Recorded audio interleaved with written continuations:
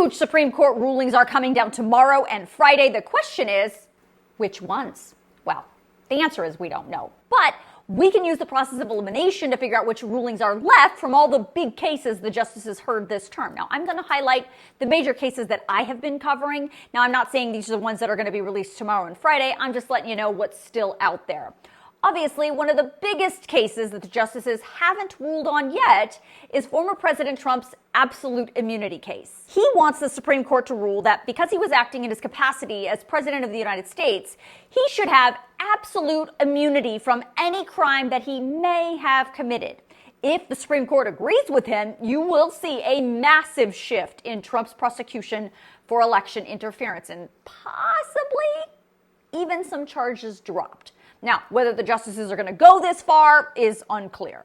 We are also waiting on a highly controversial gun case ruling. In United States versus Remillard, the justices will answer the question, does someone with a court-approved domestic violence restraining order have a Second Amendment right to also possess guns? The Fifth Circuit Court of Appeal said, yeah, they do. We'll have to wait and see what the justices say.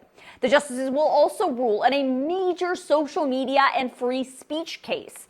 The justices are going to rule on whether social media companies, which are private businesses, have a First Amendment right to remove certain political posts or accounts. The states that are suing say the companies are violating the First Amendment rights of the people who are posting. So the justices are going to have to decide whose First Amendment rights will prevail. January 6th, the defendants are also waiting on the Supreme Court. That's because the justices will decide whether the charge of obstructing an official proceeding was improperly added to the list of charges for hundreds of January 6th defendants. If the justices say the Department of Justice was wrong in its application of that criminal statute, the cases of those particular defendants will be significantly impacted. Some may see reduced sentences, others may even see their charges dropped.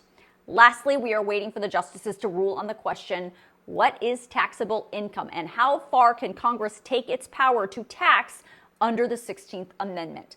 The court's decision in this case could cause a lot of chaos in our current tax system and could significantly reduce Congress's ability to tax the super rich. I'll let you know all about the Supreme Court's rulings, whichever ones they decide to release, when they drop tomorrow morning.